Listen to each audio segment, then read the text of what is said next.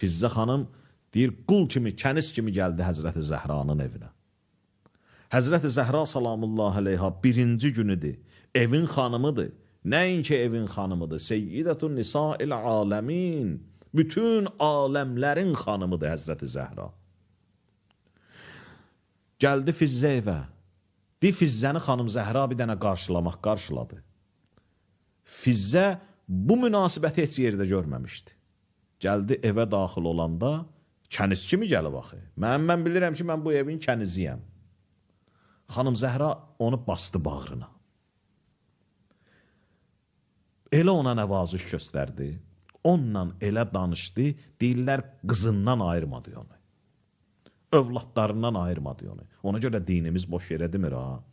Qullarla elə davranın ki, elə bil ki, o sizin övladlarınızdır. Övladınızla necə davranırsınızsa onunla da elə davranın. Bizim məsumlarımız da belə olub. Xanım Zəhra onu deyir, bastı bağrına. Elə onu qəşəng dindirdi. Elə isti nəvaziş gördü. Fizzə çaşdı qaldı ki, Allah, mən bu evə övlad kimi gəlmişəm, gəlin kimi gəlmişəm, yox kəniz kimi gəlmişəm. Bunların Allah kənizə qarşı münasibətlərinə baxın. Qayıtdı, dedi ki, Fizzə, bir gün sən işləyəcəksən bu evdə, bir gün də mən işləyəcəm. Xanım xatunluq budur ya, insanlıq budur ya.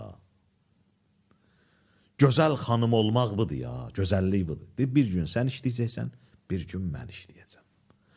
Elə elədi ki, xanım Zəhra hiss eləməsin o evdə kənizdir, sən bu evin adamısan.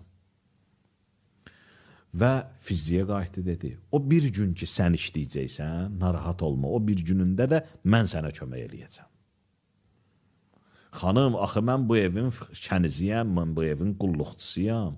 Siz xanımsınız, xanımın öz kənizinə münasibəti, bəli, bizi Allah belə yaradıb. Biz insanlara kəramət əhliyik, biz insanlara qarşı bu cürük. Göstərir ki, insanlar gərək bu cür olalar. Fizzə deyirlər, yavaş-yavaş xanımın ocağında, xanımın o isti nəvazişi ilə elə böyüdü, yazırlar Fizzə, gümüş mənasında da ərəb dilində.